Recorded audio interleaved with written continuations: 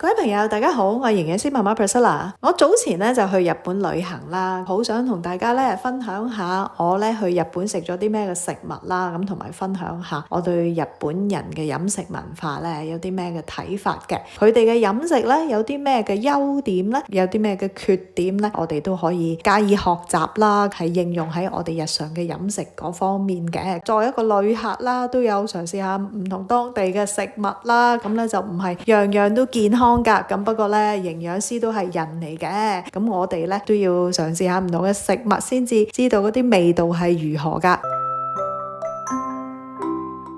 咁其實的而且確咧，傳統嘅日本飲食係幾健康嘅。不過咧，我今次咧就當然去到呢個現代化嘅日本啦，嘗試過都有唔同嘅食物嘅。咁啊，今日去同大家逐一介紹㗎。咁首先講下日本嘅飲食文化咧，有啲咩嘅第一個嘅好處啦，就係佢哋有好多健康嘅食材嘅，都係有保健嘅效果㗎。同大家分享下，我咧就去咗草津呢個溫泉區啦。咁啊食咗啲乜嘢咧？日本人咧就都食好多豆腐噶，咁你大家睇下咧，呢一間嘅草津嘅一個餐館啦，食物嘅選擇都唔係好多，不過咧有一味嘅豆腐啦，豆腐咧就裏邊嗰啲黃豆蛋白其實對預防心血管病咧係有好處噶，咁亦都有植物雌激素啦，咁對女性啊都係有好處嘅。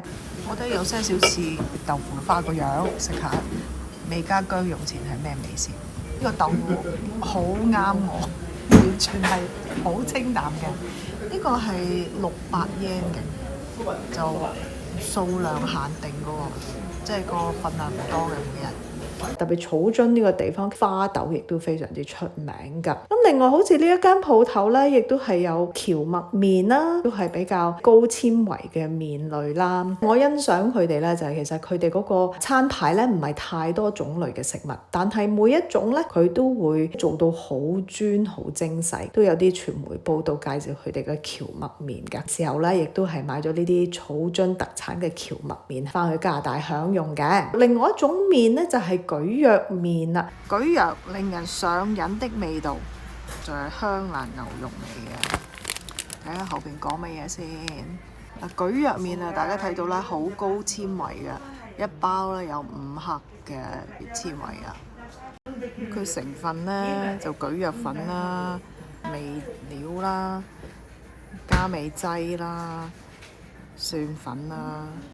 呢個嘅營養價值咧就真係高纖啦，都有唔少碳水化合物㗎噃，唔似得一般蒟蒻麵咁樣係低糖嘅。你想係控制糖質嘅攝取啊，low carb 又好 keto 又好，咁其實蒟蒻麵都可以試嘅。咁最後當然啦，日本人嘅餐裏邊亦都會飲好多嘅茶啦，飲茶呢個文化係日本飲食之中好重要嘅元素之一啦。好似我行入呢間甜品店啦，即係除咗嗰個 tiramisu 之外啦，就飲一杯紅茶或者杯綠茶，你睇佢嗰個擺設咧，對嗰杯茶嘅重視程度咧係不下於嗰個甜品。第二方面飲食文化咧，所值得推崇嘅地方咧，就係佢哋係推廣呢個慢食嘅文化，同埋咧份量咧亦都係比較細一啲嘅。咁我翻去東京啦，我都喺銀座食咗一餐咧壽喜燒，就係牛肉嘅 sukiyaki 啊。sukiyaki 咧同 shabu shabu 有咩分別咧？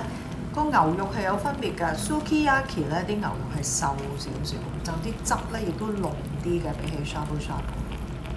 咁啊頭先食咗一塊牛肉咧，啲牛肉咧係非常之嘅腍啊，同埋新鮮嘅，係好味嘅。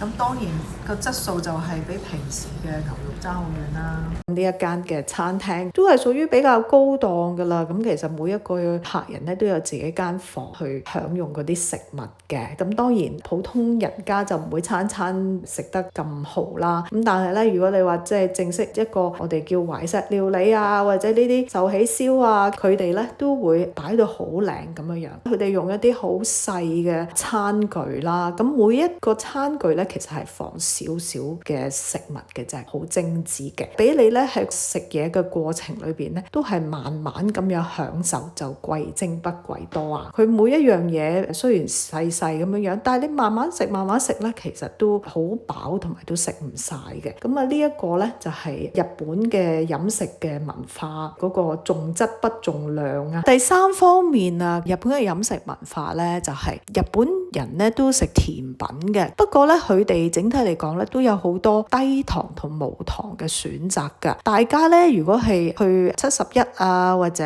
唔同嗰啲商店，有陣時會見到一樽樽嗰啲飲品咧，你買一支無糖嘅咖啡啊、無糖嘅茶，其實係有大量嘅選擇嘅。咁我就覺得日本人係好有意識咧，知道糖咧唔係太健康㗎，咁所以咧咁多年嚟需要控糖嗰個意識亦都係非常之高咯。咁我講咗好多日本飲食文化值得推崇嘅方面啦，我亦都講下日本飲食文化可能有啲咩缺點㗎咧。咁我覺得如果真係要最大嘅缺點咧，就係日本人嘅飲食係非常之高鈉質嘅，好鹹嘅。好似頭先講嗰啲樽裝嘅飲品，有陣時佢唔單止係甜嘅，有陣時佢有機會係鈉質高㗎。咁同埋咧，因為日本人亦都會有大量包裝嘅小食啦，嗰啲鈉質都非常之高嘅。普遍嚟講，日本人個鈉質攝取量咧係非常之高嘅。有數據顯示咧，胃癌啊喺日本人嚟講係比較高一啲。咁呢個咧係懷疑同日本人嘅飲食係比較高鈉質係有關嘅。咁啊，我就再同大家介紹下我去食咗呢一間嘅一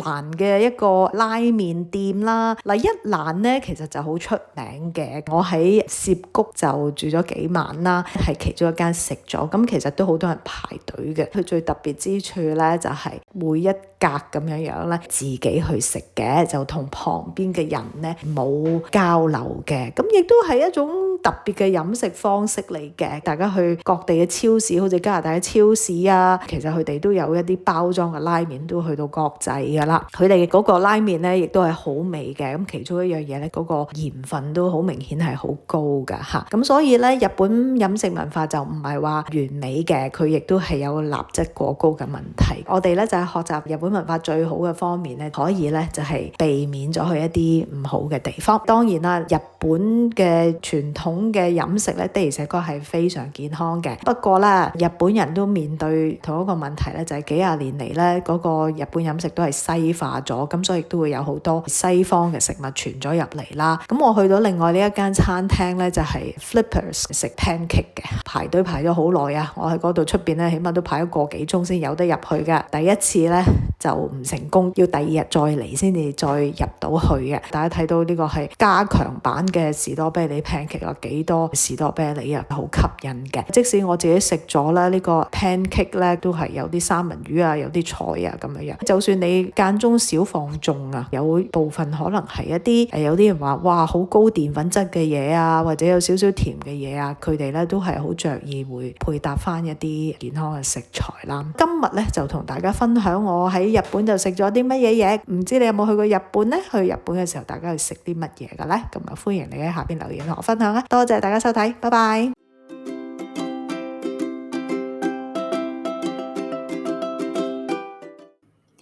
你想唔想安坐家中就有註冊營養師助你達到你嘅健康目標？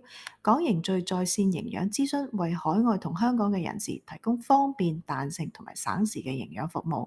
線上嘅服務係包括 messaging 嘅支援，會面前後同營養師有更緊密嘅溝通。馬上預約你嘅免費評估啦！